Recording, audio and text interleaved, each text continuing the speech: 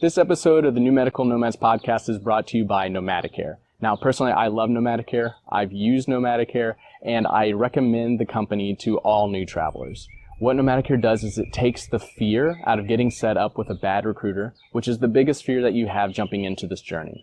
So they sit down, they interview recruiters, they vet them, get them on a list, and then provide them to you as a free service, as a free recruiter matchmaking service in order to get you started on your journey. Now, usually you only get 2 recruiters going through Nomadicare, but being a listener of the show, you can get 3. So this is how it's going to work. You go to nomadicare.com/Dylan. You will get set up with 3 recruiters to be on your dream team, as well as a guide to get you started on your journey. All right, Russ, do you mind telling the listeners where you're at in the world right now? 29 Palms, California.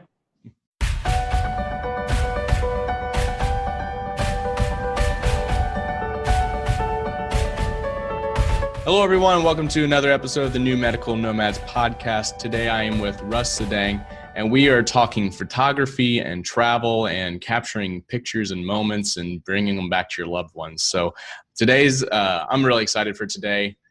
Russ, before we get into all that, do you mind telling the listeners where you're coming from, how you got into travel, and kind of where you're heading from here? Yeah, so I just got into travel because most of my time in New Jersey is just spent really working. I've been working at a job where I sort of have a break during lunch, and then it takes me about 45 minutes to get to work. And then after that, I got 2 hours of paperwork to do. And then I have one other job over the weekend that I only have one day out of the weekend free. So wow. I just decided to take a trip to Hawaii, and that's how I kind of started all my travel experiences, and just met a whole bunch of cool people there. Just taught me a lot about traveling and really just pretty much how to live kind of like this lifestyle that I really didn't think kind of existed. But I really learned a lot from some of those people, and after that, I think like 3 months later, I just decided to just become a travel PT, and some of those people just encouraged me to do so. Got it. That's awesome. That's awesome. How long have you been traveling now? It'll be a little over 2 years. Okay. Very cool. Very cool. And before we started recording, we were talking about you are probably the most adventurous person I know, because every weekend you're taking off and you're going somewhere new. How do you pick which spots that you're going to go for that weekend? Is there a process? Not really. I just what I do is pretty much, I just get my stuff in my car and I just go. I try to, what I try to do is, the thing that I look for most is where I can like park my car and sleep. Sometimes it'll be at a camping ground. Sometimes it'll be at a rest stop. Sometimes it'll be the side of the road. But I have kind of like a list in mind, and I just look for hikes that I'm interested in, and really hikes that I can fulfill most of my day with without having to travel to like these different trails in different parts of the park or different locations. So that's pretty much how I approach things. Other than that, everything I mean, there's certain things that I just would like to do before I leave a certain location. Like for me, is just travel out of the travel the national parks in Utah, which I did the past 2 weekends. And other than that, I just pretty much just go on. There's this app that I use, All Trails, and see what's really out there, and then just go. Yeah.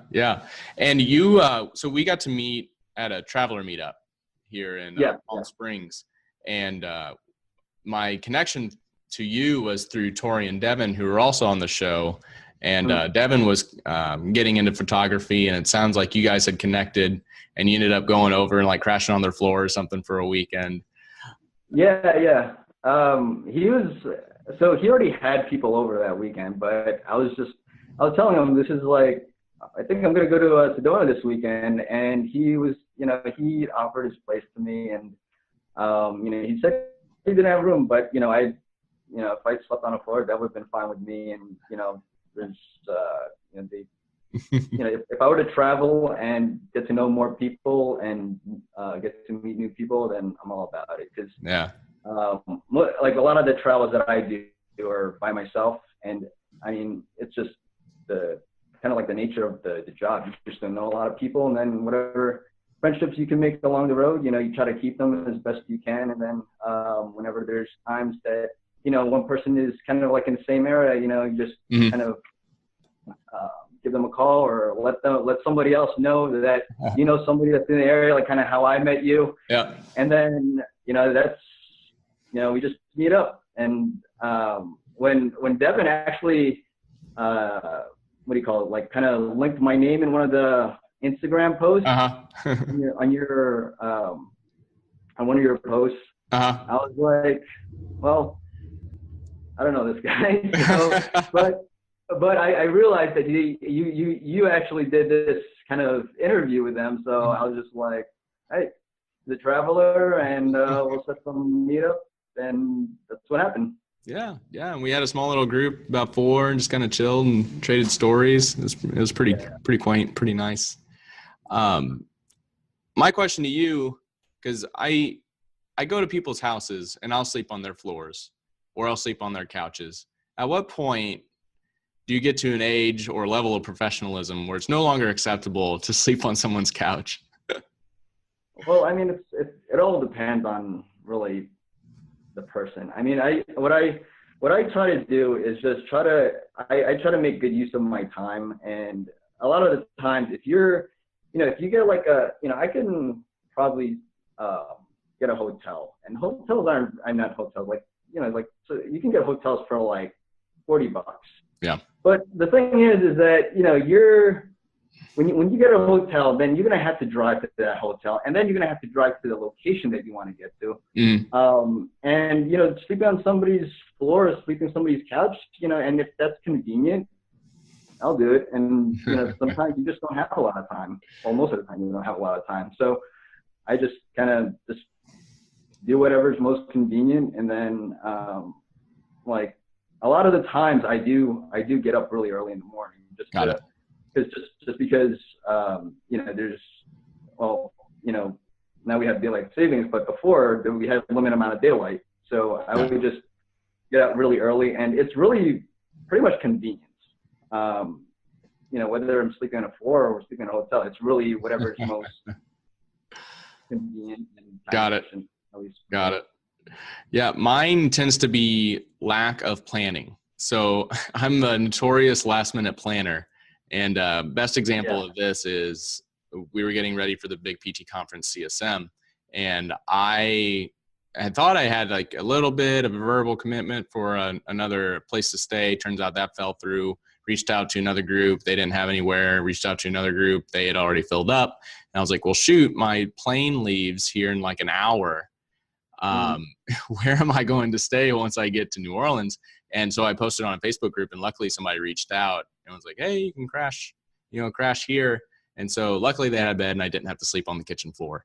But I didn't know where I was staying until half an hour before my flight left for this conference. But so usually when I end up on a couch, it's because, I'm in the area, and things just have a way of working out. And worst case scenario, I sleep in my car. Yeah, there's nothing wrong with that. I used to own a Hyundai Elantra, and I can never, and I wouldn't be able to sleep in it. Now I drive a Chevy Blazer, and I just put the back seats down. I have you know, my sleeping bag there, and then I just sleep. That's good. Maybe I need to upgrade a vehicle. I got just the size to fit all my stuff in it, but yeah, it's a little cramped if you try to sleep. Yeah. Well, Russ, how did you get into photography? Well, I got an assignment here, and I was here for actually 6 months last year, and pretty much there's nothing around here. So, like there's Las Vegas, which is on like one side of the road that way. And then, but that's 3 hours. And then you got the next town over, which is Joshua Tree, which is not much people here there. There's not much people here either. Most of the people here are military. And then, you know, you got to drive quite a bit. It's an hour to get to Palm Springs. So there's not much to do around here. So I just came across people taking photos of the stars, and I was just like, "Oh, this is pretty cool." And then I didn't have like a really great camera at the time, but you know, I was looking up some videos of kind of how to photograph them, and I was able to get some pretty all right photos on kind of like my point and shoot camera that I have over here. Right. But there's options to change some different settings on here. It's mostly like the exposure and the aperture, but I got some decent photos of the stars, but I was just like, these photos just don't look right, and I managed to borrow my sister's camera. I just started taking a whole bunch of photos of the stars, and I was like really obsessed with it because it just you got to play around with the settings so much, and I'm like a type of person that, you know, if I don't get things or can't fix things, it's just like I gotta keep doing it till it's right. So I would take to take a picture of the Milky Way, there's this app that you would download, and you would figure out when the Milky Way is out and when the moon isn't, because you won't be able to see the stars without the moon out. So I was like getting out to like Joshua Tree at like 2 o'clock in the morning, just trying to get like the perfect photo. And you know, it did pay off, but like, you know, it's just one of those things where you just gotta, you know, keep doing everything that's wrong till you find out what's right, and then you get it. Got it.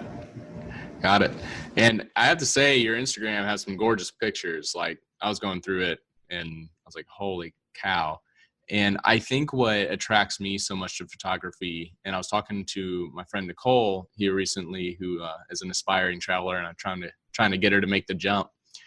But when you go and you experience these places, and my question to her was, when you went and did this awesome thing and you saw this awesome place, do you get tired of people asking you, you know, how was it? Because it's so hard to capture the amount of emotion that you have tied to a place that you visit, especially one that you met new people and then you went on these explorations and you had these adventures, and so much is tied into that, where it's hard for me to verbalize exactly what I experienced. However, I believe that photography gives a different way of actually showing, like, this is what I saw, and just seeing that and just being like, oh, wow. Like, I feel like it's easier to break through versus actually verbalizing it. But for those that are wanting to get started with photography, first, what camera do you use now? And what kind of tips would you have for somebody who's just getting started? Yeah, so I own a Sony a6000, and it's the reason why I use it is because it's small. So if you just look at the body, it's just this small. Oh wow, right? Yeah. So so in terms of, and then the lens that I have, it's called a Rokinon f21, and it's called a prime lens, meaning it doesn't have zoom. But the clarity on what's called the prime lens, when, you know, they don't have a zoom in it, it's far superior than some of the other zoom cameras. Okay. And so this is, and the reason why I got this specific camera is for the reason that it's convenient to use. I don't know too much about cameras or lenses, but that's pretty much the reason why I use this, and it takes great photos. It's different from a regular camera, being that it has what's called a crop sensor. So the reason why it's smaller is because it actually it's not a full frame like you would get with a regular camera. Okay. The sensor is smaller, so it's the whole body is smaller also. Okay. So for anyone who's familiar with photography, this is a 21 millimeter lens, but on a regular camera, it's a 30 millimeter. Okay. If Got it. anybody knows what that is. And then you asked me about tips in terms of photograph? Tips of somebody who's wanting to maybe make the investment, buy a camera. Because that was my big concern was, I've seen these cameras and they're big and bulky, and I don't know, one, if I'm ready for the financial investment, if I were to get into photography. And then also, just carrying it around is pretty bulky and takes up room in your car. So any tips that you have that for persons who are ready to make that next step, and what they should do or what they can do to make better photos? Yeah, so I had that same issue, and that's why it took me so long to get one of these cameras. And I was taking photos with my phone for quite a while, and then I got this, and it takes excellent photos even on auto mode, and it's really based on what you want. I mean, if you're just looking to take good photos, use your camera on your phone, because I think the phones from 2016 on, they take great photos themselves. And if you're gonna take landscape photos outside, there's a lot of cameras have it. There's just like an HDR icon in the camera, and what it is, it makes your pictures a lot. It makes your pictures a lot better than say if you were to just take a photo at the kind of like the standard setting, because what it does, it takes the highlights and brings it down, and it takes the shadows and brings it up. So the image looks a lot better. The problem with regular photos is that you may not have that HDR option, is that the darks are just way dark and the lights are really bright. And what I typically do is, when I'm taking a photo with this, a lot of my photos are actually underexposed, because a lot of the brights are just really, really bright. But the thing is that you want to capture those details. So you got to bring down what's called the exposure, how bright the image is. Okay. And then what I would do is I use a program called Lightroom, and I would just play around with the lights, the highlights and the shadows, kind of like how you can do on Instagram. And then it creates just a much more appealing image. And then, I mean, to go completely basic, it's just pretty much just that, and then just increasing contrast, and then that's like a shortcut to having good photos. That's awesome.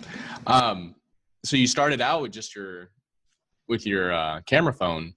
Other than the HDR settings and the contrast, is there anything else, and this can be for setting up a shot, or certain settings that you like to play with, or certain modes like panoramic or anything like that you think really helped you when you were still using your phone as a camera? Yeah, so when you're taking regular photos, and just pretty much whether you're taking photos of landscapes or cityscapes, I do think you gotta use the rule of thirds. So what that means is that you break up an image in terms of thirds, and it just looks so much better. And I was looking up stuff why it looks better, and I think one of the things that kind of made sense was that if you have an image, it's like, say the horizon on the image is right in the middle of the screen, it kind of splits the image. And then the other thing too is that the rule of thirds it's just so much more balanced to your eyes.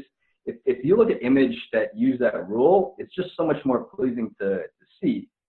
And then the other thing too is that you have sometimes a lot of times I have my subject, and whatever it is, whether it's tree, whether it's a person, you would want to put it in what's called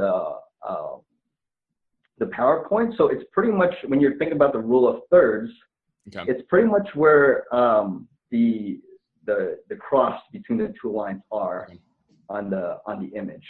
And then by doing that, it's just it's just a simple rule, but if you don't use that, it's just a lot of times it just looks awkward. Sometimes you have like a person over here and a tree over here, but yet when you experience it yourself, you have this really great scenery and it's really freaking or whatever. But when you if you don't know how to capture that, it's it's just, I guess it's unfair to the viewer. It's just things are just out of place. It's like I always think of photography as a piece of artwork. There's just something off about it.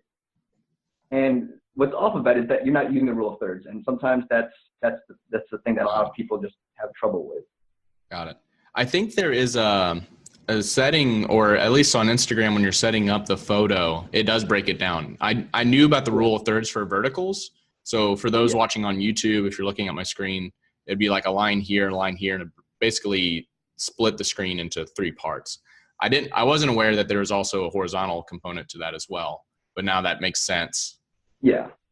Okay. Yeah, it's just pretty much splitting the image. So you get kind of like a balance of things on your image, and it's just so much more synchronized that way. And I can't even really go into too much more detail on that. It's just more pleasing to the eyes. And you can compare that images that use that rule and images that don't, and the images that don't, they just are not appealing. Something I always struggle with. So I am a big space nerd, and we just had that recent blood moon, where it was huge, it was gorgeous, it was massive, it made like houses look small, and I would try and take a picture of it, and it would look like this little like speck of dust, like it wasn't supposed to even be there, like my camera lens was dirty or something like that. Do you have any suggestions on how to take a photo of the moon?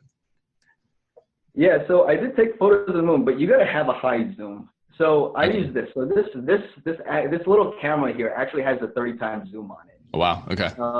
And what I did is pretty much set it in a way. You got to set it on a tripod. You got to set the exposure. Okay. I think I set it to like 5 seconds because you've seen it, and there's a lot of changes that go on in a short amount of time with that moon. So I just set the exposure to 5 seconds. So what that means is that it's capturing light and data for 5 seconds of that moon. And in addition to that, I zoomed it in all the way, and the images that I got on my Instagram were the ones that I happened to get. And sometimes it's just having a camera like this is taking a picture of that is better than having some other thing. But I've seen other pictures of that moon with people who use better lenses than this thing, and they're just far more superior. And it's really ultimately what kind of equipment you have. Okay. I don't think you'd be able to catch it on a regular phone very well. Okay. But it's really based on what you have. Got it. Would you have any suggestions for someone who's starting out? Maybe they just have a phone. Maybe they're going to make that purchase, of what not to do while they're trying to take photos, or things to avoid. Yeah. So obviously there's just proper etiquette. You don't take a picture of like a random person. That's just rude. But one of the things I don't have a lot of ideas about that, but the other thing too is that when you're taking a photo, especially landscapes, you got to be aware of your surroundings, because you can be like right at the edge of a cliff, and that's not smart. And you have people like dying taking selfies. And, oh wow. That's just stupid. And other than that, what not to do? I mean, I think you just have to make a lot of mistakes to find out what's right when you're playing around with your camera, because you do make a lot of mistakes. And for example, like I've started shooting manual on my camera for like about a year, and it's the thing is they're just settings in terms of the focus, the exposure, the aperture, the ISO. So you have all these different factors that you got to play around with. I mean, you can play around it, and you can have 2 different settings that give you some same result, but you just got to figure out kind of what doesn't work and figure out what does work. So it's just, I mean, the mistakes that you make with photography isn't really much. I mean, the things that you can gain from taking photos as a result of your mistakes of knowing what not to do, those are the result of your mistakes. You learn from them. And that's pretty much what I've learned a lot from, other people that I've watched on YouTube. Is just, Got it. You just take photos, and and it is enjoyable. The first time I got my hands on like one of these kind of better cameras, I just couldn't stop taking photos because the images are just far better than any type of regular phone camera or even this camera. Uh-huh. The whole presentation and the way that the image looks, it's most of the time, if you have a decent camera lens, it is what you see in real life. Very cool. Very cool. What do you do? So getting the photo from the camera, not your phone, but the camera into like Instagram or your postings, are you using just a regular SD card and you're inserting in the laptop, or are you having one that's like Wi-Fi accessible? Yeah, I plug in my camera onto my laptop, and okay. The program that I use is called Lightroom. So I just play around with the settings on there, and then there is a program that you can get to actually post images from your computer directly into Instagram. I can't remember what it is right now, but the other thing that I've kind of done really more of is that you can send your photos that you edited from that program directly to your email, and then I just do that. Get into my phone and then just taking those images and then just putting them on Instagram. Okay, got it. I wasn't aware of that Wi-Fi option until recently, probably like 6 months ago. But I was watching this gorgeous YouTube video of a guy that put a GoPro on the barge that he was driving, and they would drive through the waters at night. And so it was just basically the front of the barge and then the night sky. And obviously there's no like light pollution out there, and just the stars whizzing by. He like fast forwarded it, did all this stuff, but there was so much data going through because he had it on high definition that it almost had to be a live streaming. And so he put this SD card, I'm assuming, with a Wi-Fi chip in it, and then it sent it back to the computer, and then the computer was recording it so that it wasn't actually getting stored on the SD chip.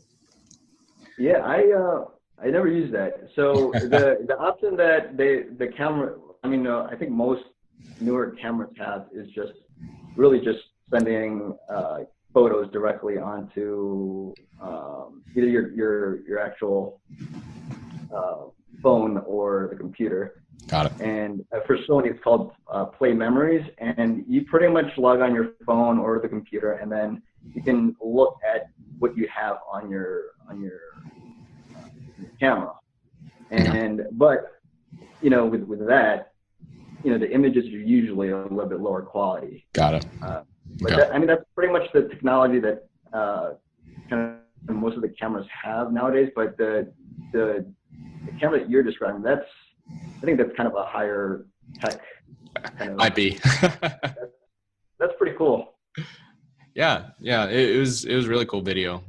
Nice background stuff going on when I'm like working on the laptop or something. You said you learned most of your tricks from YouTube. So is there anyone or any channel that you follow specifically to learn how to take better photos, more appealing photos? No, actually, for the kind of the astrophotography that I've done, there's just pretty much a lot of videos that you can really watch, and I just try to get some information in terms of like how one photographer sets up his camera versus another, and kind of like sometimes they use like these math equations to set up your aperture with your exposure, but ultimately, like I said, you just got to play around with your camera. But in terms of videos on YouTube, I don't not any specific one. I just kind of look through various videos, and I don't really look at one particular person's account for other related videos. I mean, really, I just go there to find out what I need and then kind of use that information. But most of the kind of like the way that I do photography and the way certain images are captured, I usually just look at some different Instagrams and learn from them. And that's kind of how I guess I develop my styles. Certain people have kind of like more of like the faded, not so much contrast images. Some people use high contrast. Some people just try to capture the whole landscape without much editing. And everybody has their own style, so it's really an art that everybody has their own way of doing. It's very cool. Very cool. Is there any other podcasts or books or anything else that's been able to help you along your way? And this can be photography related or like hiking related or anything else that you're interested in. Yeah. So, well, I mentioned to you, there's a whole bunch of Instagrams that I follow and that kind of influenced me. But Chris Burkhardt, he's really a very well-known landscape photographer, and I just get amazed with some of his images that he posts on Instagram. There's you also have some of the photographers that have a different style. For example, there's a Instagram Max Rye Photography. He uses very high contrast and he has very deep black tones in his images, but they look phenomenal.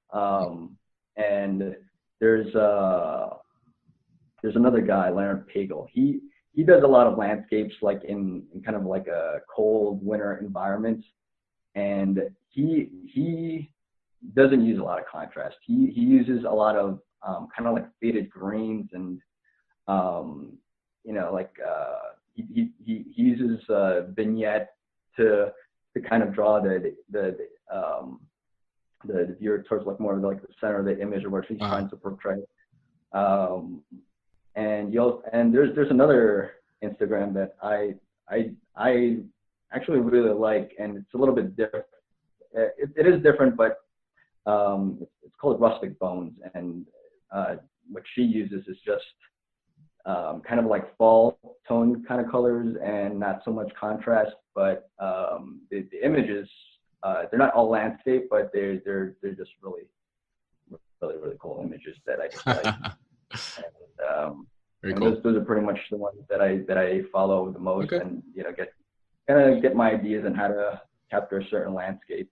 But I play around with my camera a lot, but most of the stuff that I post are landscapes because they're just really cool. A lot of the other stuff I just do. They are gorgeous. They're really cool.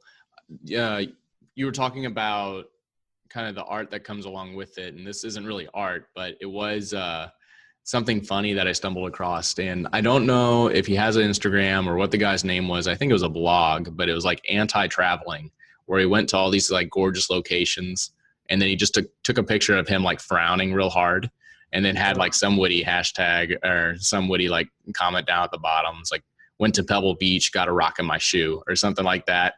And it's just kind of funny because when we're out traveling and stuff, we're trying to show all these like cool photos, like, hey, look what I did, look where I've been. And he's taking the exact opposite of like, making a satire out of it. But when you're talking about it, that kind of popped in my mind. Yeah. Cool. Outside of your cameras, is there anything that you've purchased that you feel like you couldn't travel without? Yeah, so I actually have this clip in my camera, and it's like really freaking cool because when I carry my backpack, I got a clip here that I could just put my camera on, and then it just sits right there. Oh, that's cool. And then it's pretty sturdy. If you tighten it up, it's pretty sturdy. And then if I want to take a picture, I just pull it out and then take whatever I need to take, and then set it right back, and then hook my this thing and head out. And it's really, really cool and handy. And it's by Peak Design. It's called a camera capture clip. Okay. It's like $70, but it's just so worth it. This thing is just like secured on your strap, and you know the whole design of it. It's it's Peak Design.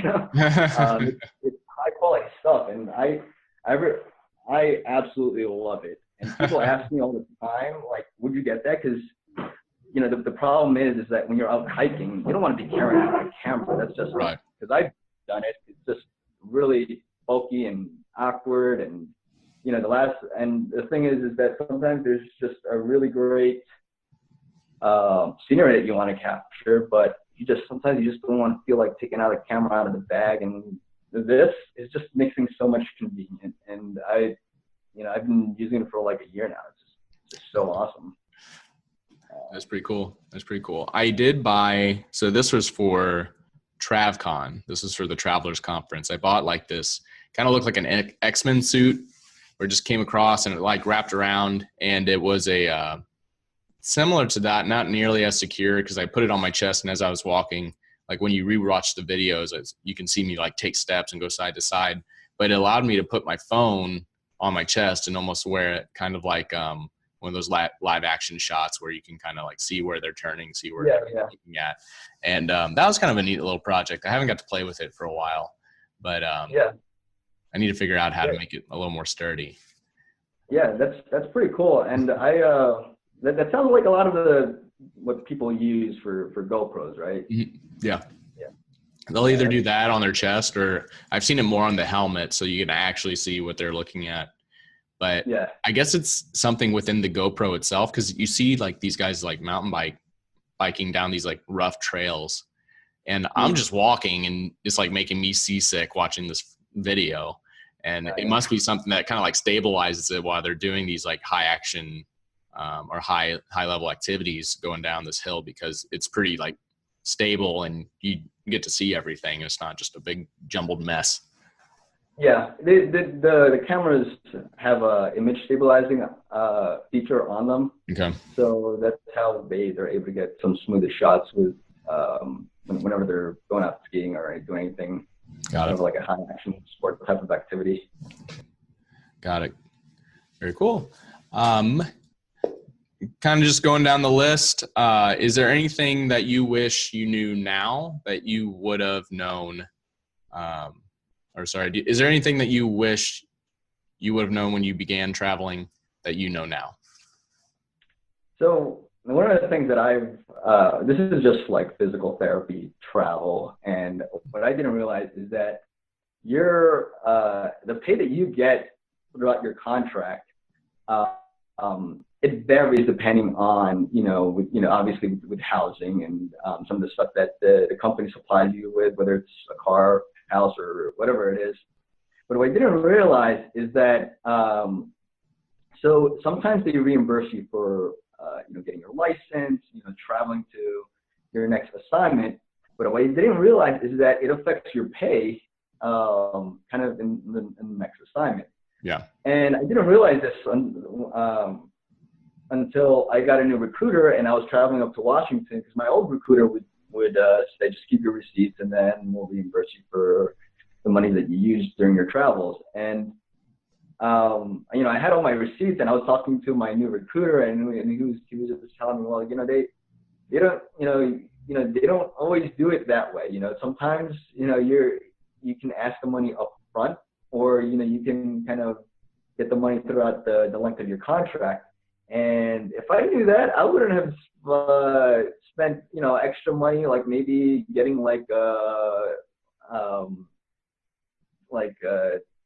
another like a higher great hotel, or probably would have spent like a night in my car.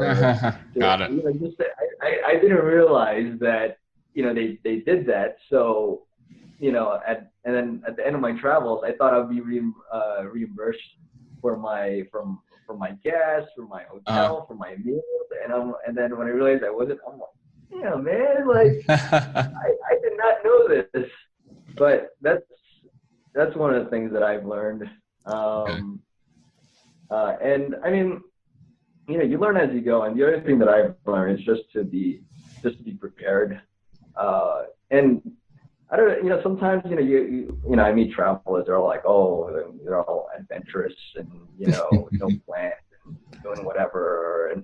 But the thing is that a lot of the times that, a lot of those places that you go to, they have resources. They have they have hotels nearby, and, they have food places nearby, and, they have shelter. But one of the things that I have learned more and more of is if you're hiking, like say in the wilderness, you got to be prepared. You got to be prepared with, some, protection from, the cold, the rain, snow, food, even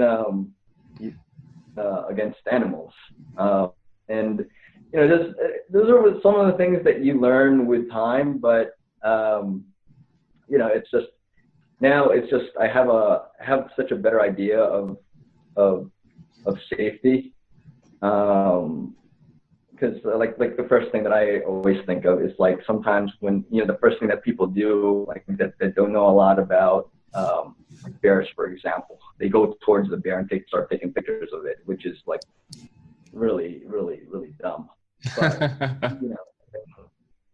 knowing kind of like, what the dangers are and how to kind of back away from bears, that's a really important information to know, because you don't know what could happen when you're counting wildlife. So,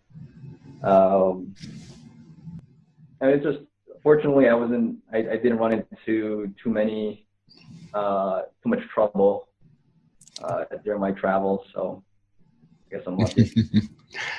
Have you ran into any trouble with like other hikers or people on the trails?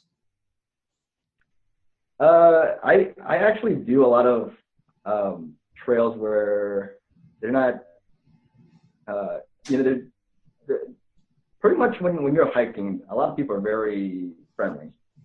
I actually really never met people that were just kind of being a jerk or being rude. I mean, some people just sometimes, whenever I hike, you pass by somebody, it's like it's normal for you to say hello. Sometimes people just don't say hello. I'm like, all right, whatever. But it's just, not much when terms of hiking. I have a recent story. And so this did not happen to me. This was a friend, but she went hiking in Ladder Canyon, which is here near Palm Springs. And it's really pretty like, I would say like a mini canyonous region where there's a lot of dips down, and you're walking through these crevices, and there's like towering walls up on each side. And you're walking through, and then they call it Ladder Canyon because there are ladders literally posted, like aluminum ladders that you climb up. And some of them are like 8 foot, some of them are 10 foot. And then I think there's like one that might be a 36, 24 footer. It's kind of a little wobbly and shaky when you go up it, and it's pretty nerve wracking coming back down as well. But she got to this place, she went there pretty early. It was during the week, so there wasn't a lot of people. And she got this, this gut feeling, this intuition, heebie-jeebie type moment. And there's 4 other vehicles in the place that she was supposed to park. And so luckily she had this idea of, hey, I'm just going to take pictures of all the vehicles here, and then I'm going to keep my phone on me. Well, she ended up going hiking, had a great time, saw the landscape, came back, and there were 3 vehicles that had gotten broken into, and it was the 4th vehicle that was there. And basically it was some individuals just kind of waiting. Once everybody left their vehicles, they went, busted out the windows, and then took basically everything inside. So she comes up on the scene. People are like surrounding the car, and they're like letting her know what had happened. I think the police were already on the scene, or coming on the scene, had already been called. But she had her jogging pants stolen, and then she had the sandwich stolen out of her glove box. And she was pissed. Yeah. And what kind of sandwich was it? she had to go to the station and like report everything. And this whole time she's just complaining about how she hadn't had lunch and they stole her sandwich. And I guess they had found the vehicle, the fourth vehicle. It had been stolen earlier that morning, no plates on it. And then they found the police officer wouldn't tell her how much meth was in the vehicle, but he was very excited about the amount of meth that was in the vehicle. And so they must have been like peddlers or pushers or something like that. And so I guess when the police came up, they ended up abandoning the vehicle and they were still looking for the guys. But yeah, so luckily she like took photos of all the vehicles. And then I think there was one other vehicle that hadn't reported itself as being busted into. And so they had like all the information that they needed. She got the license plate number and everything. Not for the. That happens actually quite frequently, there's sometimes there's just certain areas that are just very high theft. Mm-hmm. And I mean, it's just sometimes you just learn from that and just know that you don't put valuables in your car, and then that's pretty much it. Yeah. Luckily, she had a rental, so all she had to do was drive back, drop it off. She had insurance on it, so I don't know if it would have been different if she didn't have insurance on it. They just gave her a new vehicle, and she's like, "Cool." Yeah, that's they good. Wished her a good day, and I think they might have offered her a sandwich when she was leaving. Yeah. But going back to what you were saying about being reimbursed for all those travelings, or those travel reimbursements, or staying at a hotel, something I usually hear from newbies kind of just finding out about this whole travel game and this travel world is that they get told, oh, well, we pay for all your expenses. We pay for your housing, your lodging. We pay for your gas to get out there. We pay for your licenses. And you have to come forward and say, no, like they're not paying for it. That's coming out of your bill on their end. It's just a lump sum that they're willing to give you, and they're pulling it aside and then giving you the hourly wage or the housing and everything else on top of that. Yeah, I actually, I'm not, so the way I kind of think of it is that, so like on my checks, like I get paid like $15 an hour, and kind of like the rest of that, the rest of the monies that you make, they can argue that, because they can either supply you with the housing, or you can supply yourself with housing. But the thing is that overall in return, just getting all those monies yourself, you're actually getting a lot more versus them, kind of setting aside a certain amount. And if they don't use that full amount, then, that I don't even know where that money goes. So I guess they keep it, but that's, they have that kind of like reasoning, but now I just try to get as much money as I can, kind of off the bat, rather than getting a bonus in the beginning or having them pay for this or that. And my recruiter right now, actually, I was just he was just pretty much forward with me, and then that's he was telling me like he's been in the field for like 5 years, and I'm with National Staffing right now, but he was with Jackson. He was saying that they do kind of the same thing, and there's they kind of like have like a bottom number in terms of like what they dish out, and that's pretty much kind of like what their dealings are as far as I know. Yeah. I would say almost every time that you take the money and just find it on your own, you're going to come out ahead. Yeah. But I also recently found out that the companies can kind of use that and those reimbursements in order to either help you out or kind of put the company less at risk in situations that the contract might cancel early on you. And so like coming out here, I had a travel reimbursement of $400. That was money up front they gave to me, which was really helpful in order for me to make that first payment on where I'm staying, which was like $200 a month. However, my contract got shortened. And so now they're just kind of, that budget that they had made in order to include that $400 within the 13 weeks, they're just out that money. And so the budget's been thrown off. However, if companies offer you a completion bonus at the end, they kind of hold on to that till the very end. And then if anything goes wrong, they can kind of play with the numbers on the back end and then keep it safe for the company.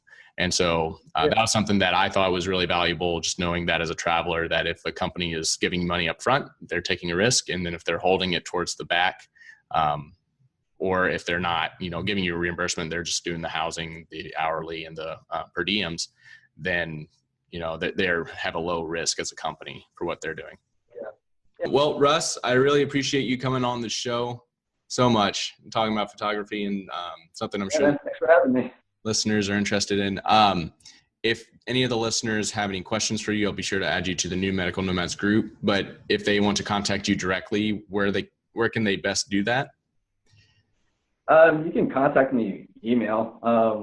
It's russellsadang@gmail. russellsadang@gmail. Okay. And my Instagram is Adventurous PT. So that's ADVENTURUSS_PT. Okay. So Adventure Russ, as in your name.